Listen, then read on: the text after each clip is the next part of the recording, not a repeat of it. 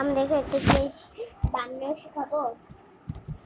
আপনারা বানাতে পারবেন না, যেখানে একটু তো ফুল নেওয়ার পরে আপনারা ওইটার মধ্যে যে কুশিগুলো আছে না, এইভাবে হবে যে কুশি, ওই কুশিগুলো দেবেন। হ্যাঁ, হালকা হালকা।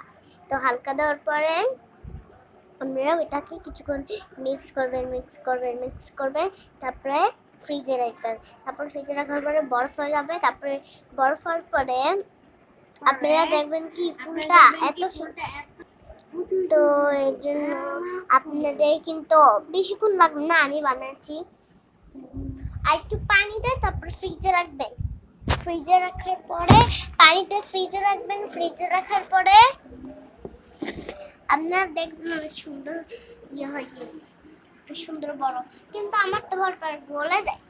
প্রথমে বানিয়েছিলাম, ওটা ভালো ছিল, কিন্তু এবার একদমই ভালোই না, একবারই ভালো না। দেখেন গলে গেছে, একদম ভালো না। কিছুগুলো গোলা ছিল, কিছুক্ষণ আগে বের করেছিলাম, তো এর জন্য গলে গেছে সবগুলা। কিন্তু কিছুগুলা গলে ছিল না। কিন্তু